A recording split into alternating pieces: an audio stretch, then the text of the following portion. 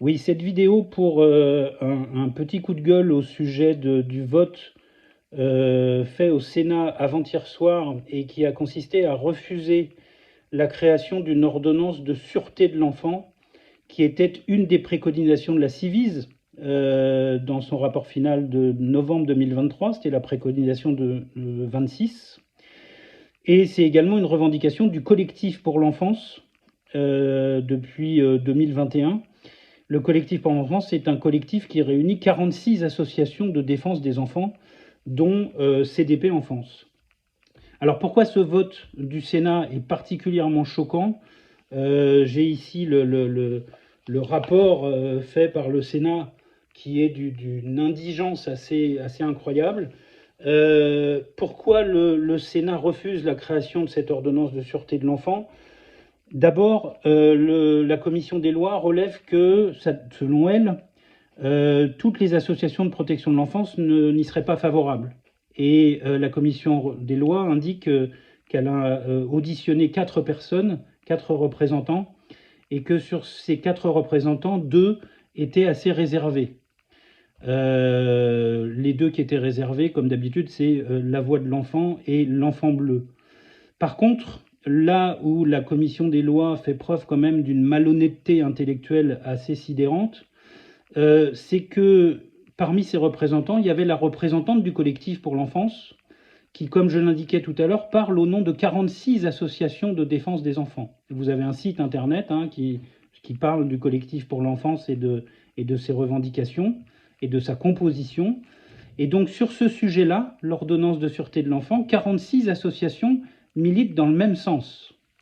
Et donc si la commission des lois du Sénat avait été honnête intellectuellement, elle aurait dit on a l'avis au total de 48 associations de protection de l'enfance et seules 2 sont réservées.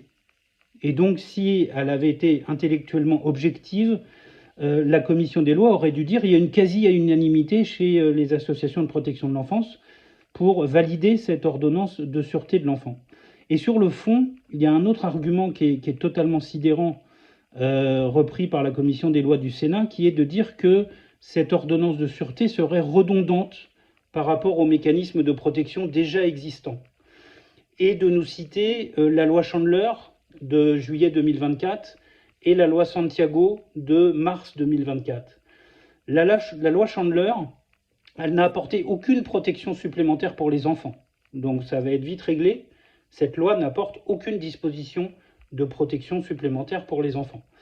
La loi Santiago prévoit une protection de l'enfant à partir du moment où le parent accusé est mis en examen ou poursuivi devant un tribunal. Donc mis en examen ou poursuivi devant un tribunal, ça veut dire qu'on se situe à la fin de l'enquête pénale. Et la plupart du temps, plusieurs mois, voire plusieurs années après le dépôt de la plainte. Donc c'est intéressant, à partir du moment où il y a une mise en examen ou des poursuites, de protéger l'enfant, mais c'est évidemment pas suffisant. Il faut protéger l'enfant dès les premières révélations et dès le début de l'enquête. Parce qu'on a un système aujourd'hui qui marche sur la tête, où on demande à un enfant de libérer sa parole, de dire ce qu'il a subi, tout en lui disant le plus naturellement du monde, après ton audition, il faudra quand même que tu retournes avec le parent que tu dénonces pour le week-end qui vient ou pour les vacances qui viennent. Et on s'étonne ensuite qu'il y ait un pourcentage assez faramineux de classement sans suite. Mais on met ces enfants dans une situation impossible. C'est déjà difficile de dénoncer un de ses parents. Si en plus on n'est pas protégé quand on a parlé, ça devient mission impossible.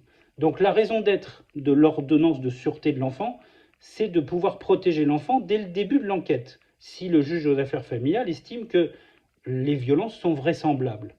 C'est ça l'idée de l'ordonnance de sûreté de l'enfant.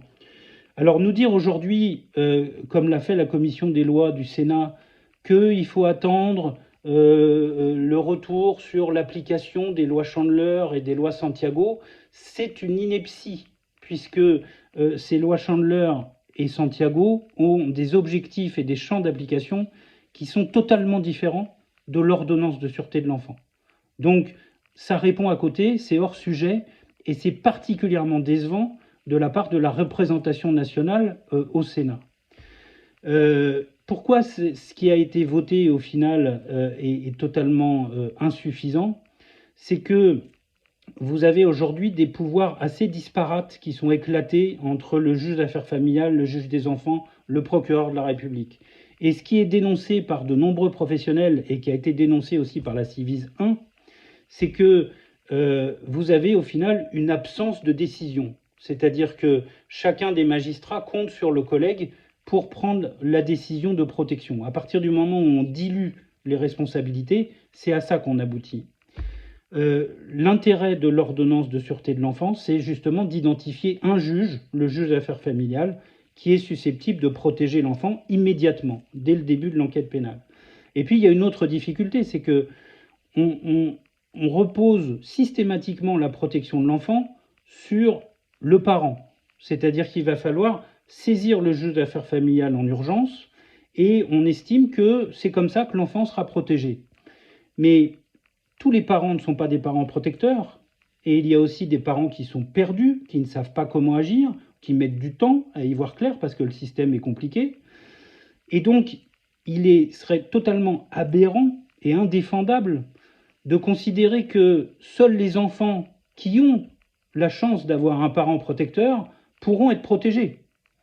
Donc nous, ce qu'on avait proposé, c'est justement que le rôle pivot soit tenu par le procureur de la République, qui est justement en charge de la défense de la société. Et le procureur de la République avait, dans l'ordonnance de protection spécifique aux enfants, l'obligation, sans délai, à partir du moment où il y avait un signalement ou une plainte concernant un enfant en danger, de saisir le juge d'affaires familiales pour qu'une décision soit rendue très vite. Et qu'on ait donc une décision dès le début de l'enquête pénale. Et il nous semble indispensable que ce soit le parquet qui soit au cœur de ce dispositif. On ne peut pas se contenter de la diligence éventuelle d'un parent. La sécurité des enfants, la protection des enfants, c'est l'affaire de tous et c'est l'affaire de toute la société. Donc, ce qui était préconisé avec cette ordonnance de sûreté, c'était que le parquet saisisse immédiatement le JAF. Ça a disparu au Sénat et c'est tout à fait regrettable parce que c'est ça qui est indispensable. On a besoin de protéger l'enfant rapidement, sinon lui demander de libérer la parole est totalement vain. Alors, on n'est pas vraiment surpris de cette attitude du Sénat, puisque le Sénat a rarement été précurseur dans la protection de l'enfance. On est très loin du coup de la culture de protection qui était souhaitée par le juge Édouard Durand et par la Civis 1. Mais on va continuer à se bagarrer parce qu'il est nécessaire que nos responsables politiques ouvrent enfin les yeux et comprennent un peu la situation de la protection de l'enfance. J'ai vu également que la ministre, Madame Canaillère, avait indiqué que cette ordonnance de sûreté ne lui semblait pas indispensable. Je ne sais pas si vous avez vu l'intitulé du portefeuille de ce ministère. L'intitulé, c'est la ministre chargée de la famille et de la petite enfance. Autrement dit, contrairement aux mandatures précédentes, le terme protection de l'enfance a disparu. Et aujourd'hui, on comprend pourquoi. Il n'est plus question de protéger les enfants. La ministre est en charge de la famille et de la petite enfance, mais a priori pas de les protéger. Vous